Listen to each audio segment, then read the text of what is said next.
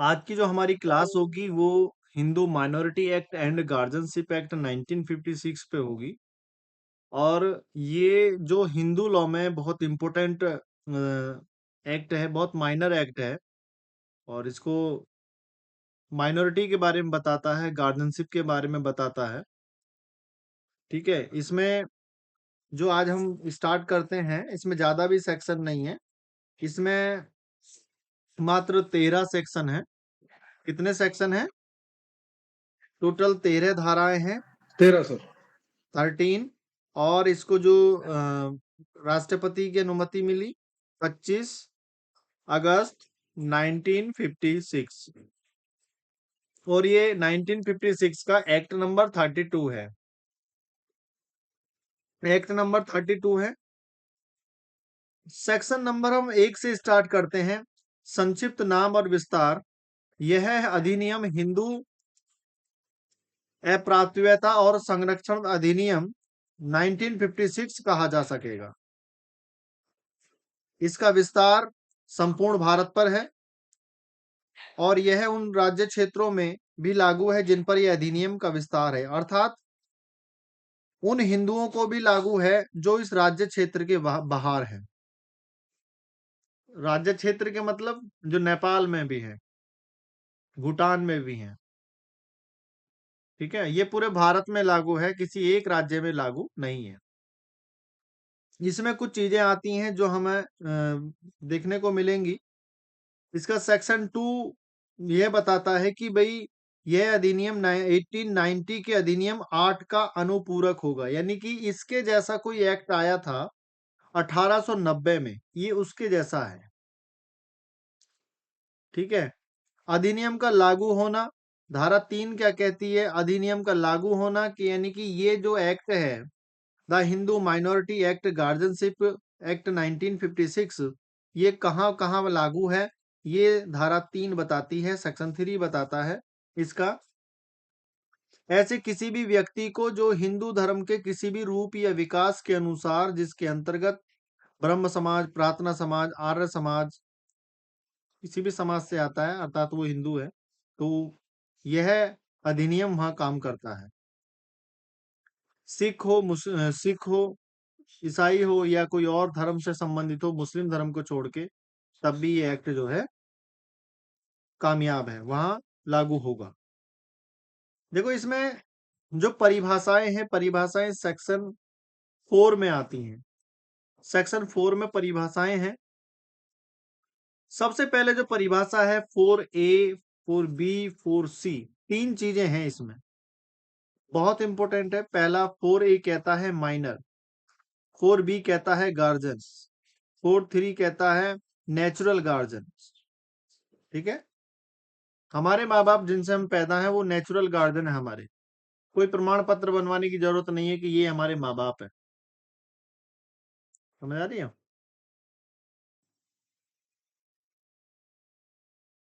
हमारे माँ बाप को गोदनामा बनवाने की जरूरत नहीं है कि जी हमारे एक बच्चा पैदा हुआ है, हम उसे हम अडॉप्ट करना चाहते हैं, नहीं, क्योंकि वो हमारे नेचुरल फादर, नेचुरल पेरेंट्स हैं।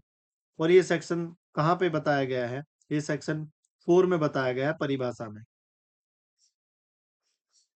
ठीक है, माइनर का मतलब क्या है? ऐसा कोई व्यक्ति जिसकी उम्र 18 वर्ष से कम हो, माइनर है। सेक्शन 4 में बताया है, 4A में बताया है। गार्जियन कौन होता है? गार्जियन का मतलब उस व्यक्ति से है जिसकी देखरेख में किसी अप्राप्तव्य का शरीर या उसकी सम्मति, या उसका शरीर और सम्मति दोनों हो, और इसके अंतर्गत आते हैं। नरसैंगिक है। नरसैंगिक का मतलब होता है नेचुरल गार्जियन। ठीक है, और एक वो अपॉइंट गार्जियंस होते हैं कि भाई आज से तुम इस बच्चे की देखभाल तुम करोगे। ठीक है, एक आता है नेचुरल फादर, नेचुरल गार्जियन, जैसे कि हमारे माँ बाप जिनसे हम पैदा होते हैं, वो हमारे नेचुरल गार्जियंस होते हैं, प्राकृतिक अभिभावक होते हैं हिंदी में कहें तो। उन्हें कोई भी गोदनामा बनवाने की आवश्यकता नहीं पड़ती है। ये इस सर कौन से अधिनियम सेक्शन में ये वाला? सेक्शन 4 ही चल रहा है बेटा अभी। ठीक है, सेक्शन 4 सीधा-सीधा बताया। सेक्शन 4 में 3 चीज़ें ब पूछी हैं, एक तो गार्जियन, एक नेचुरल गार्जियन और एक होता है माइनर। सेक्शन 4 में 3 चीज़ें पूछेगा वो। सेक्शन 4 में 3 चीज़ों की परिभाषाएँ हैं, माइनर, गार्जियन और नेचुरल गार्जियन। इसकी अधिनियम शुरुआती सर हमने सेक्शन 4 से करी है। जी? सर इसकी शुरुआती जो है सेक्शन 4 से ही हुई है मतलब। हाँ, वह अगर कहें तो। एक मैं तो इसका नाम बता दिया, इसका परिचय है। सेक्शन 5 कहता है, अधिनियम का अध्यारोही प्रभाव यानी कि over reading effect of act, यानी कि हिंदू विधि का कोई भी ऐसा शास्त्र वाक्य, नियम या निर्वाचन या उस विधि की भाग रूप कोई भी रूढ़ी या प्रथा जो इस अधिनियम के प्रारंभ के पहले रही हो, ऐसे किसी भी विषय के बारे में जिसे जिसके लिए इस अधिनियम में उपबंध किया गया है, वो प्रभावहीन हो जाएगी। रात भी मैंने कल प्रीवियस क्लास में भी मैंने एक चीज बताई थी, वो मैरिज एक्ट वाली, गोदनामा, जिसमें हम एडॉप्शन एक्ट पढ़ रहे थे हम उसमें। तो अगर इन कानून को लागू होने से पहले, इस कानून के लागू होने से पहले कोई ऐसी रूढ़ी थी, कोई ऐसा सिस्टम चल रहा था जो अ, इन कानूनों के अनुसार नहीं है, इन कानून में वो अनुकूल प्रभाव नहीं डालता है, वो प्रतिकूल प्रभाव डालता है, तो वो इस कानून के लागू होने के बाद वो पुरानी परंपराएं जीरो हो जाएंगी। एग्जाम्पल बाल विवाह, एग्जाम्पल बाल विवाह। ठीक है। उसके बाद में आता है कि भाई natural guardians of Hindu minor. Section 6 कहता है, सेक्शन 6 कहता है हिंदू अप्राप्तव्य के नैसर्गिक संरक्षक कौन होते हैं। धारा 6 बताती है कि हिंदू माइनॉरिटी के नेचुरल गार्जियंस का मतलब वो है कि अभिव्यक्त कुटुंब की सम्मति में उसके अभिव्यक्त हित को छोड़कर उसकी सम्मति के बारे में कोई भी बात, मान लीजिए किसी लड़के या कवारी लड़की की दशा में पिता और उसके बाद माता, परंतु जिस एप्रोपात ने 5 वर्ष की आयु पूरी न कर ली हो, उसकी अभिरक्षा मामूली तौर पर माता के हाथ में होगी। कोई बच्चा यदि 5 साल से छोटा है, दूध पीता है, वो माँ के बिना नहीं रहता है, उसको समझाया नहीं जा सकता, तो वो माँ के साथ ही रहेगा। एक बच्चा है, मतलब हस्बैंड वाइफ में डिस्प्यूट हो गया, अलग अलग हो गए दोनों, बच्चा है, बच्चा किसके पास जाए?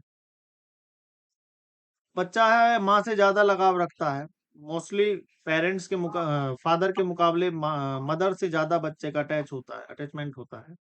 लेकिन उस कंडीशन में क्या है कि माँ नहीं पाल सकती बच्चे को, माँ इतनी कैपेबल नहीं है कि उस बच्चे का पालन पोषण भली भांति अच्छे तरीके से कर सके। फादर कहता है कि इस बच्चे को मैं पालूंगा, लेकिन बच्चा है 3 साल का, तो वहां 5 साल तक बच्चे की कस्टडी माँ के हाथों में जाएगी, ऐसा सेक्शन 6 कहता है। समझ आया रिया? अनीता समझ आया बेटा? जी सर। जी सर।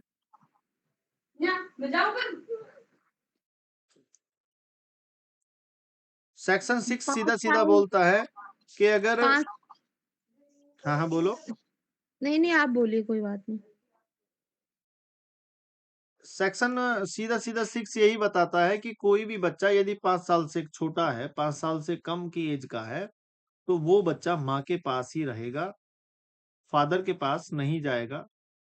अगर माँ चाहे कि नहीं मैं नहीं पाल सकती, तो माँ दे सकती है। अगर माँ कहे कि चाहे मैं कैसे भी करूं मैं बच्चे को पाल लूंगी, तो बच्चा जो है माँ के पास जाए। तो सर ऐसा भी तो होता होगा जैसे कि बच्चा पालने के लिए उसके पिता कुछ रकम दें उसकी मम्मी को? वो तो ठीक है, जब डाइवोर्स हो गया तो काय की रकम। तो सर बच्चे के लिए तो डिवोर्स तो उसका हस्बैंड वाइफ का हुआ है। तो बच्चे की हाँ, कस्टडी के लिए मतलब उसकी देख-रेख के लिए बट सरकार पैसा दिलवाए। कुछ कई बार केस में क्या होता है कि तलाक होने के बाद हस्बैंड बोलता है नहीं मुझे बच्चा मुझे ही चाहिए, मेरा बच्चा है मुझे चाहिए। तुम जहाँ चाहे वहां चली जाओ लेकिन मेरा बच्चा मुझे चाहिए। तो उस कंडीशन में अगर बच्चे 5 साल से कम की एज का है तो कोर्ट थोड़ा टाइम देगी, भाई ठीक है आप ही ले लेना बच्चे को लेकिन 5 साल तक थोड़ा वेट कीजिए। सर अगर दोनों पेरेंट्स चाह रहे हैं कि फादर चाह रहा है मैं भी रखूंगा और मदर चाह रही है मैं भी रखूंगी तो फिर 5 साल तक तो प्रायोरिटी दी जाएगी मदर को। 5 साल के बाद कोर्ट डिसाइड करेगी कि भाई किसके साथ जाएगा बच्चा। 5 साल के बाद बच्चे से पूछा जाता है कि आप किसके साथ रहना चाहते हो। अगर बच्चा कहता है कि मुझे फादर के पास जाना है तो वहां जाएगा, मदर के पास जाना है तो वहां जाएगा। दबाव नहीं होता है, खींचम खांच नहीं होती है, क्योंकि 5 साल से पहले तो सर माँ के पास ही पाँच जाएगा, लेकिन उसके बाद में कोर्ट डिसाइड करती है किसके पास रिसोर्सेस बेहतर हैं जो बच्चे की परवरिश अगर सर इस बेहतर। केस में माँ अगर मेंटली इल है या मतलब वो है अनफुल माइंड बोलते हैं जिसे, तो उस केस में क्या हो सकता है सर? अगर मदर अनसाउंड माइंड है, बच्चे का पालन पोषण उसको पता ही नहीं है मेरा बच्चा भी है कोई, तो उस कंडीशन में फादर के पास जाएगा बच्चा।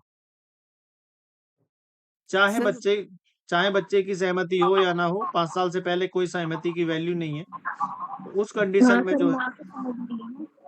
सर नहीं 5 साल उसको तक तो अगर मदर के साथ ही रहेगा उसको तो पालने उसमें के लिए भी वो अगर कैपेबल नहीं है या खिलाने पिलाने के कैपेबल नहीं है, तो उस केस में तो वो बच्चा पिता के पास जा सकता है, बिल्कुल दिया जा जाएगा, सकता है। बिल्कुल जाएगा। सर जैसे 5 साल का बच्चा माँ की कस्टडी में रहेगा हम्म। तो 5 साल तक अगर बाप चाहे भी बच्चा तो माँ की साइड ही लेगा वो तो सिखा देंगे ना उसको। बात सिखाने की नहीं है, बात यह है कि पिछले 5 सालों में मदर ने किस तरीके से परवरिश की। अगर फादर इस ये एलिगेशन लगाए कि जी मेरा बच्चा ना तो पढ़ पा रहा है और ना ही उसकी रिया बेटा आप ना माइक ऑफ करो, ना ही पढ़ पा रहा है, तो वहां क्या है कि ये स्थिति क्या रही जो मदर बच्चे को नहीं पढ़ा पाई। भाई उसके पास अर्निंग सोर्सेस जीरो थे, तो जाहिर सी बात है मदर के पास से फादर के पास बच्चा चला जाएगा।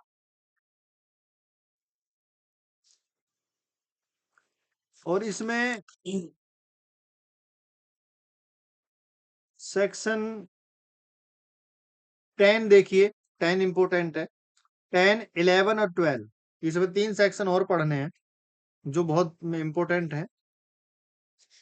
संपत्ति के संरक्षक के तौर पर कार्य करने के लिए माइनॉरिटी की असमर्थता, यानी कि संपत्ति के संरक्षक के तौर पर कार्य करने के लिए असमर्थता मतलब ये है कि वारिस बनना है किसी को और उसकी उम्र जो है 18 साल से कम है।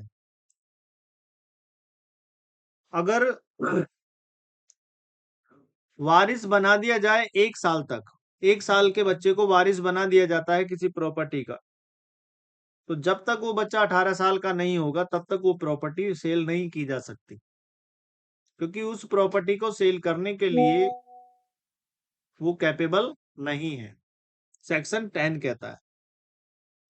वस्तुतः संरक्षक अप्राप्तव्य की सम्मति के बारे में संव्यवहार नहीं करेगा। इस अधिनियम के प्रभाव होने के बाद कोई भी व्यक्ति इस आधार पर कि अप्राप्तव्य वस्तुतः संरक्षक है, इसका मतलब यह है कि हिंदू माइनॉरिटीज की संपत्ति का संव्यवहार करने का हकदार नहीं होगा।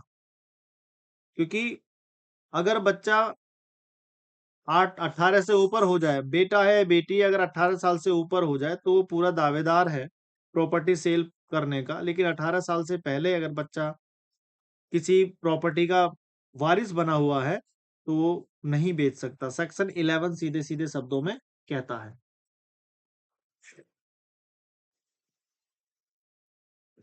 सर वो 18 से ऊपर का होगा जब भी उसके अंडर में आएगी वो हाँ, प्रॉपर्टी। नहीं अंडर में तो 18 है, अंडर में तो है लेकिन वो बेच नहीं सकता,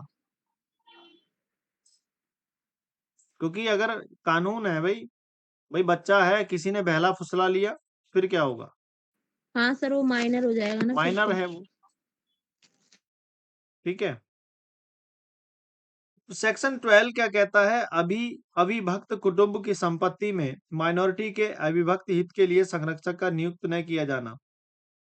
देखो, थोड़ी-सी लैंग्वेज टफ है, लेकिन मैं आपको डीपली समझा दे रहा हूँ धीरे-धीरे। जहाँ कहीं कोई माइनॉरिटी परिवार की ही सम्मति से ये बता दिया जाए कि भई, अब सीधी-सी बात है, मेरी बात सुनो। सेक्शन 12 सीधे-सीधे ये बोलता है, परिवार का ही कोई बच्चा प्रॉपर्टी का हकदार होगा, लेकिन सहमति से। मान लो परिवार में कुछ परिवार में 3 बच्चे ऐसे हैं कि जिनके पेरेंट्स नहीं हैं। दादा हैं, दादी है, चाचा है, ताऊ है। तो वहाँ पर वो तीनों के तीनों बच्चे जो हैं अंडर 18 हैं, माइनॉरिटी हैं वो, सॉरी माइनर हैं वो। तो वहाँ पर क्या है कि सहमति पूरे परिवार की जाएगी कि भई इन बच्चों को कितना हिस्सा दिया जाए। एक तो उनके फादर का तो उनके पास रहेगा ही रहेगा, लेकिन परिवार चाहे, कुटुंब चाहे, फैमिली चाहे, तो उनको और भी हिस्सा दे सकता है, सेक्शन 12 कहता है। सीधे सिंपल से शब्दों। और भी हिस्से से मतलब सर? भई ताऊ जी या चाचा जी ने कहा कि भई नहीं, इन बच्चों का थोड़ा-सा भई हम अपनी तरफ से 1-1 बीघे ज़मीन और दे रहे हैं इनको। इनके हिस्से में, इनके पापा के हिस्से में आई 5 बीघे, लेकिन हम और दे रहे हैं अच्छा, इनको अच्छा, अच्छा, आधे अच्छा। बीघे। तो हाँ, वो क्या मतलब है, फादर एक के हिस्से में इतना है ये, ठीक है, हाँ, समझ गया। वो आ जाएगा सेक्शन 12 में। ठीक है। और सर एक थोड़ा-सा जैसे इसमें पूछ रहे जैसे कोई 18 साल से ऊपर है, वयस्क है, तो उस वयस्क को अगर प्रॉपर्टी में हिस्सा मतलब सहमति नहीं है, 3 लोग हैं मान लीजिए घर में, ठीक है? तीनों वयस्क हैं सर और फादर का ये रहता है कि उनको विल नहीं करनी, उनको जो सॉरी रजिस्ट्री नहीं करनी किसी के नाम, उनको विल बनानी है। हुँ। तो विल वो बनाना चाहते हैं मगर उस विल में तीनों को बराबरी नहीं रखना चाहते। तीनों को बराबरी नहीं रखना चाहते क्योंकि तीनों में पक्षपात करना चाहते हैं और दूसरा कि एक बच्चा उनमें से ऐसा है जिसको वो मतलब नकारते ही रहते हैं हुँ।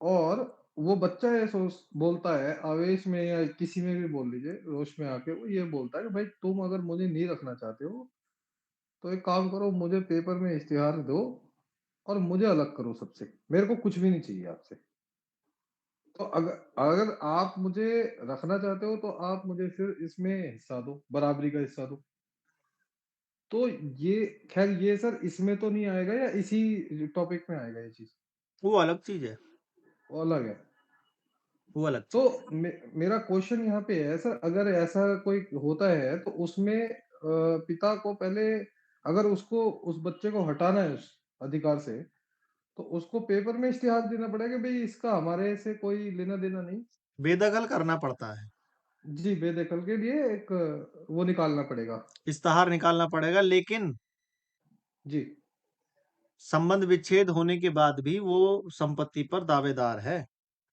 वो कैसे सर क्योंकि कोर्ट इजाज़त नहीं देता इस चीज़ की। अच्छा सर अच्छा मतलब वो चाहे कितना इश्तिहार निकाले कुछ निकाले है तो ब्लड रिलेशन ही भाई है तो आप हमारे फादर आप हमारे मदर आप ऐसे नहीं अगर निकाल ऐसा सकते हुआ, अगर इसको अलाउ जी कर दिया, तो हम्म भारत में 50% ऐसे पेरेंट्स हैं जो अपनी औलाद से परेशान हैं। बिल्कुल सर बिल्कुल फैक्ट है सर ठीक है? नहीं सर परेशान देखिए कोई सर्कमस्टांसेस है उनकी वजह से हैं जिनको कई बार एक कहते हैं ना एक समझ समझ नहीं है आपस में एक समझ नहीं है, या बच्चों में ऐसे संस्कार नहीं डाले गए हैं जी बचपन से कि वो अपने पेरेंट्स की इज्जत करें या पेरेंट्स को समझें, और वो बाद में जाके प्रॉब्लम क्रिएट करते हैं, फिर उस चीज़ को संभालना स, चाहते हैं, लेकिन वो संभल नहीं पाती है। सर तो दूसरे महीने में एक बात और मैं कहना चाहूँगा सर ये दूसरे महीने में ये है कि पेरेंट्स भी कभी कभी वक्त के साथ ना चले और बच्चा ये बोलने लगे कि भाई मैं ये समझ रहा हूँ उसको समझे नहीं तो वहां पे भी सर ये मतभेद उत्पन्न होता है कभी कभी और उनको लगता है कि भाई इसने अभी तक कुछ नहीं करा तो ये आगे भी जाके अगर इसके हवाले हमने चीज कर दी सुपुर्द कर दी तो ये आगे भी कुछ गलती करेगा या करेगी हुँ। कई बार सर ऐसे भी हो सकता है। तो मगर आपने जैसे बोला कि अगर वो इश्तिहार भी निकाल देते हैं, तो इससे कोई फ़र्क नहीं पड़ता। अगर वो बच्चा वयस्क है और चाहे तो चैलेंज दे सकता है कोर्ट में जाके, बिल्कुल। अपने फ़ादर को या मदर को भी। अगर वो दादा-लाई प्रॉपर्टी हुई, हाँ, तो और भी ज़्यादा पक्का दावेदार है। सर दादा-लाई प्रॉपर्टी में तो मेरे को लगता है, मैं एक आपको सर छोटा-सा किस्सा बताता हूँ, उसमें मेरे ऐसे ही हुआ है फ़ादर के साथ में। मगर फ़ादर का कहना था, तुम्हारा लड़ने का क्या मतलब है? तुम्हारे बाप की थोड़ी ना है, तुम्हारी थोड़ी ना है, मेरे बाप की है। तो तुम क्यों उसमें टाँग डाल रहे हो? दादा तो की प्रॉपर्टी पर पोते का हक होता है। ऐसा भी है सर? जी, अगर एक बार को वो अपने बेटे को ना दे दादा, हुँ, अगर हुँ। पोते को देनी पड़ जाएगी, पोता अगर बट अड़ जाए ना, दादा तो है नहीं ना सर, वो तो रहेगी। दादा नहीं है, लेकिन दादा की प्रॉपर्टी तो होगी। सर प्रॉपर्टी है, प्रॉपर्टी दादा को ताऊ के बच्चों ने बाँट लिया आपस में। और दादा-लाई प्रॉपर्टी में हुआ क्या कि दादाजी ने बहुत अच्छा करिश्मा करा कि उन्होंने 2 बेटे थे राम लक्ष्मण, उन्होंने सारी प्रॉपर्टी जो है राम के नाम ली और लक्ष्मण को छोटा था तो उनको छोटा ही समझा हमेशा। तो रजिस्ट्री तो पहले से बनी है ना दादा के टाइम से? मैडम तो जब उस जो टाइम पे दादा रजिस्ट्री नहीं होती थी, उस टाइम पे खसरा खतौली होते थे पुराना और वो भी नहीं पुराना होते थे। लेकिन नाम तो नहीं है। एक चीज याद रखना, नाम बेशक ना जी, हो, लेकिन लक्ष्मण दावेदार पूरे हैं। सर लक्ष्मण दावेदार है मगर पता नहीं सर, उसमें उनका एक छोटा-सा हिस्सा है कहीं एक तालाब का। जो कहीं हम्म पुराना पकड़ा गया है कि हाँ, इस बेसिस पे आप क्लेम कर सकते हो। हम्म एक तालाब कोई था उनके नाम, वो उन्होंने ऐसे ही झूठ-मूठ कर दिया। अब वो तालाब को लेके मतलब हालाँकि वो लक्ष्मण ही हैं सर, तो उनका अपने भाई के प्रति बहुत स्नेह है। वो कहते हैं कि ठीक है, वो भी मेरे घर के बच्चे हैं, हम्म कोई बात नहीं। तुम लोगों के लिए मैंने करा हुआ है, तो तुम उधर क्यों देखते हो? ठीक है। हम्म बट सर ऐसा है ना, हमने देखना नहीं है, हमने ये देखना है कि